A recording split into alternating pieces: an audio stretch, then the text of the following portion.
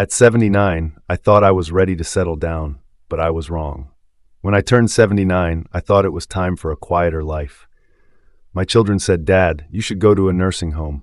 You'll be well taken care of there." I agreed, thinking I was making the best choice for myself. But just a few weeks in, I realized I hadn't entered a place of peace. I'd stepped into a whole new reality. I'm not sharing this to scare you. I'm sharing it because I wish someone had told me what I'm about to tell you.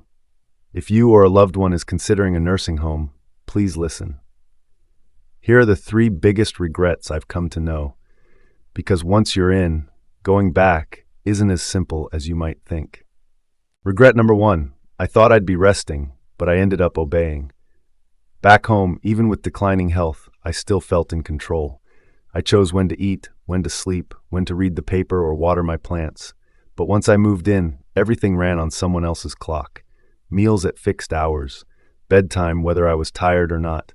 Even stepping outside, you'd need permission and wait for someone to assist you. I could no longer decide what I wanted to eat or when I felt like sitting quietly with the radio on. The coffee I used to enjoy making every morning, gone. Now, drinks are served on schedule, choices are limited, and personal routines, forgotten. At first, I told myself, it's okay, I'm old now. But over time, I started feeling like a stranger in my own life.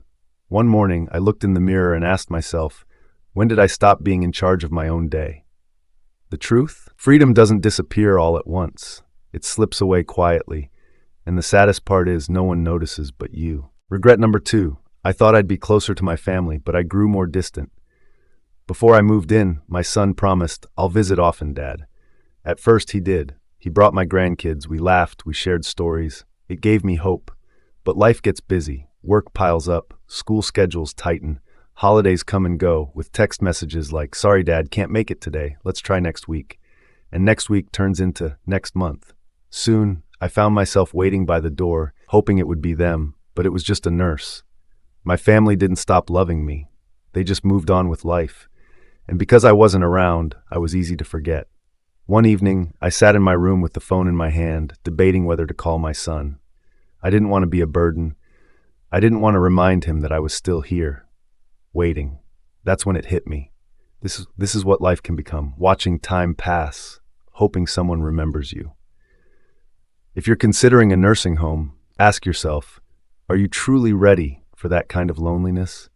Because even the most loving families sometimes forget what they don't see. Regret number 3, I thought I'd still be myself, but I started to fade. At home, I was Mr. Sow the gardener. I watered my vegetables, greeted my neighbors, fixed little things around the house. In the nursing home, I became room 308. No more plants, no more tools, no more reasons to get up in the morning. At first I thought, this is nice, I can finally rest. But the days stretched long and empty. I wasn't the only one. There was a man here, George, 84 years old, a lifelong carpenter. At home, he built shelves and toys for his grandkids. Here, no tools, no wood. He sat by the window, hands idle in his lap. "I feel useless," he once told me, and I understood exactly how he felt. We don't just need care, we need purpose. When there's nothing left to do, to care for, or to create, you start shrinking, not just in body, but in spirit. So please, think carefully before you decide. Not everyone regrets moving into a nursing home, but I wish I had known that this wasn't just a change of address.